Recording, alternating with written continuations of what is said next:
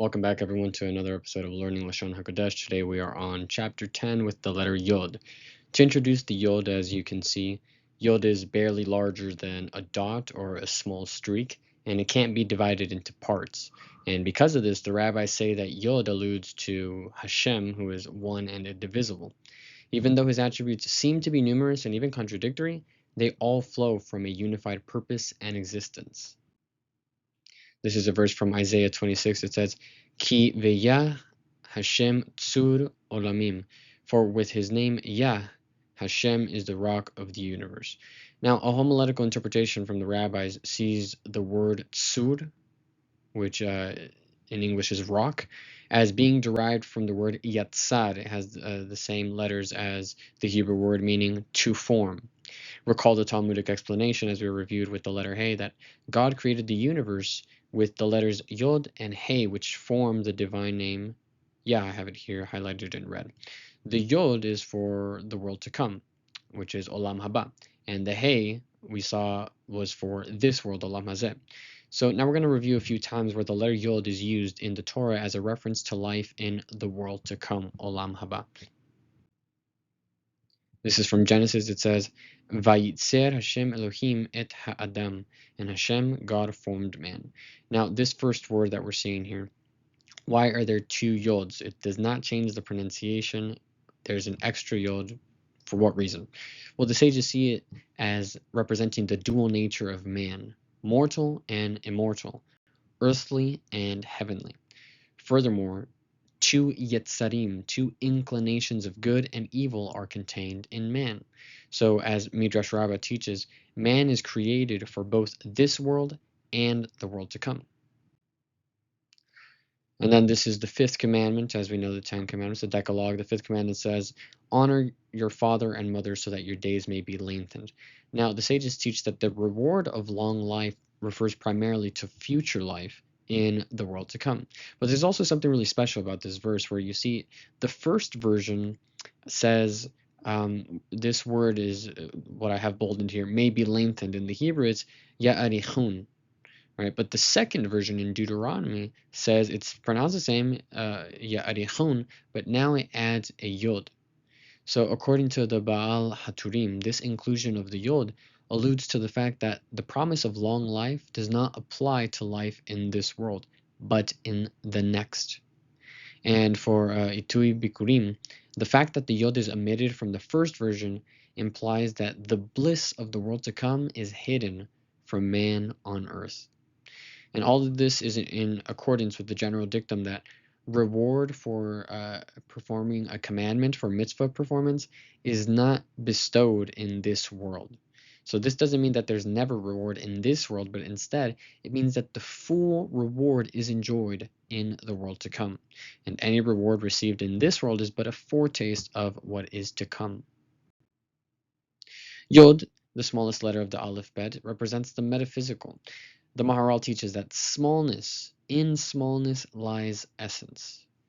It is devoid of such physical ballast as space, time, or matter, implying that greatness is achieved through humility. And where can we see this? Hashem chose to give the Torah on a small, unimpressive mountain, Mount Sinai. He also chose Moses as the agent to convey the Torah to Israel, recalling his pronounced characteristic of humility, as we see in Numbers chapter 12, verse 3. The man Moses was exceedingly humble, more than any man on the face of the earth. Another example, recall that God chose the smallest nation as his chosen people. This is from Deuteronomy, where it says, not because of your multitude does Hashem desire you, for you are the least of all the nations. The Talmud interprets this verse saying, you are the least, means that you humble yourselves before God, even when he bestows unique favors upon them. As the sages teach, whoever humbles himself, God raises. And the portion in Shabbat 104, this portion that we've been following along in this series, teaches that the Yod represents inheritance, referring to one who inherits the Torah. But this inheritance, however, is not simply left without one first putting in the effort. The effort, of course, is to actively seek the Torah and its teachings. But how must one approach the Torah, and how can one acquire this inheritance? Well, to acquire Torah, one must develop the trait of humility, so that he will be open to the truth rather than constantly seek to defend his own opinion.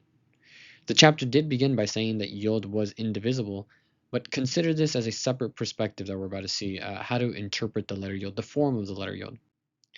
This is mystical teaching where it says that Zohar explains that Yod consists of three parts: this prong pointing to the one above, a prong directed downward to earth, and the middle part unites both. This, I hope you remember the lesson on the letter Aleph, the three parts. It's very similar. So, furthermore, the shape of the Yod is symbolic of a person in prayer. His eyes are lowered in humility as he stands before the king, while his heart is directed upward toward heaven. So these three parts of the Yod are of equal importance, with the Talmud saying that a mezuzah, or a doorpost containing a Torah scroll, is invalid if it lacks even the point of the Yod. So this is from the first chapter of the book of Tehillim, Psalms. It says, "But his desire is betorat Hashem, in the Torah of Hashem, uv Torato, and in his Torah he meditates day and night." At first glance, this verse appears to refer to both mentions of the Torah as Hashem's Torah, right? We can read it as, but his desire is in the Torah of Hashem, and in Hashem's Torah he meditates day and night.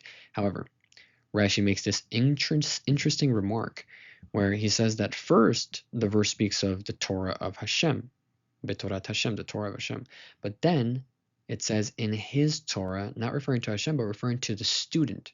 So what is Rashi getting at here? Recall the meaning of truly acquiring the inheritance, meaning after the student toils to understand the Torah, then the Torah is called his. But his desire is Betorat Hashem, in the Torah of Hashem, and in the student's Torah, he meditates day and night. That's how he acquires it, by putting in that effort, putting in that study. So now we're going to move on to the numerical value of Yod. Yod has a numerical value of 10, representing a unit.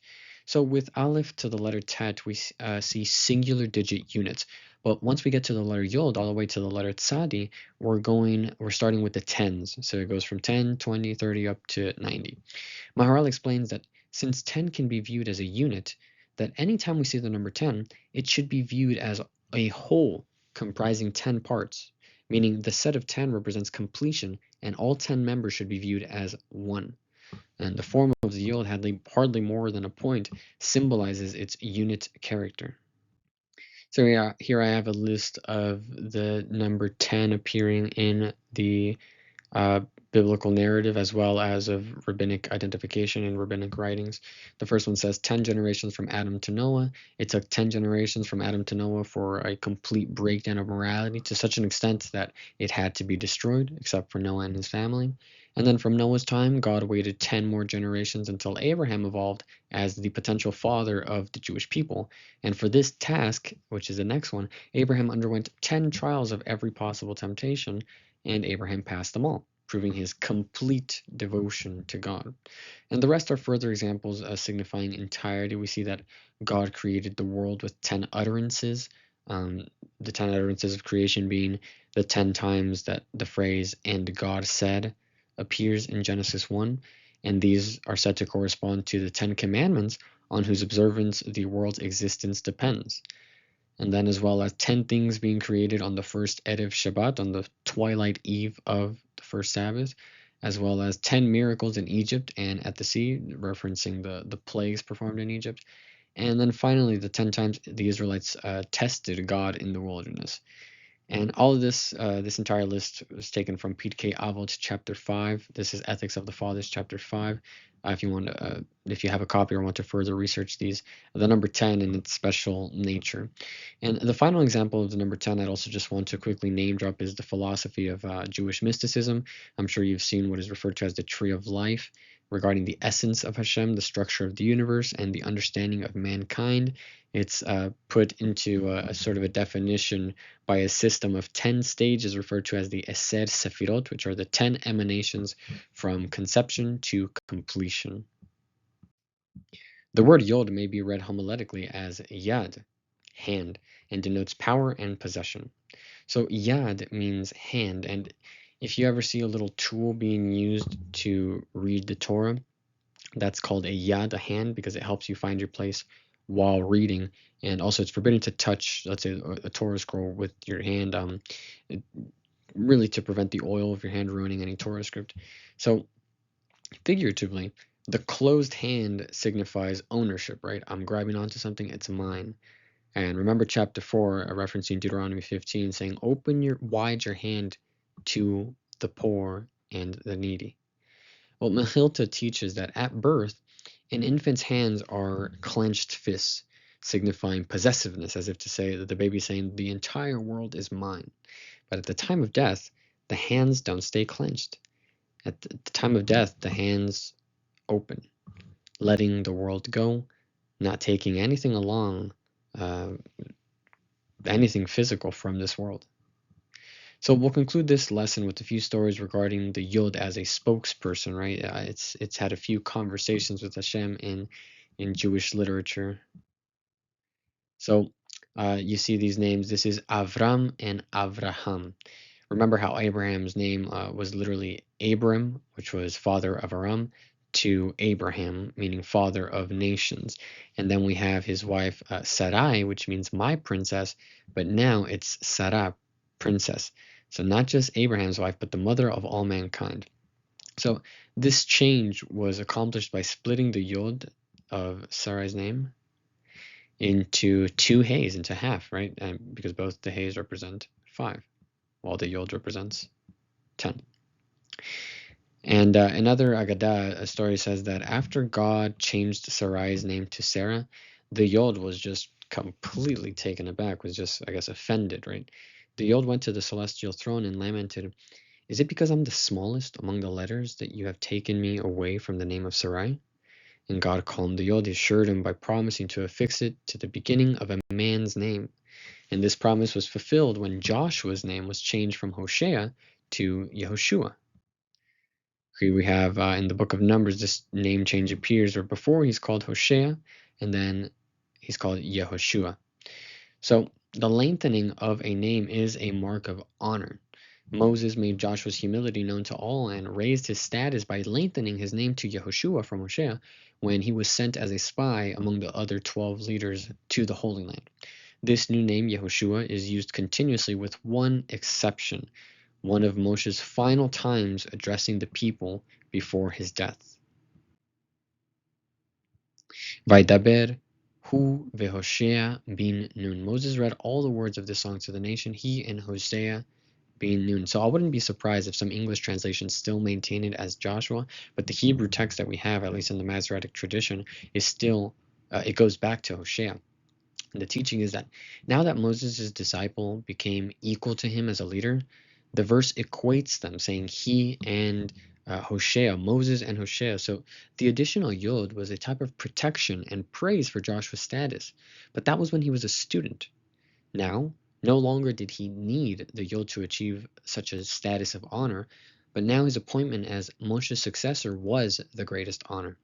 So we'll conclude our lesson on the letter Yod with the following dictum. The sages teach that even the smallest person, represented by the letter Yod, should not hesitate to speak up when the situation calls for action. So, as we've learned today, the Yod is the smallest letter, but by no means does it make it the least. The Yod is a symbol of humility, and through this humility, it is raised to be powerful. So, thank you so much for watching this lesson. We'll see you in the next one. Shalom, shalom, Shavuot Tov to everybody.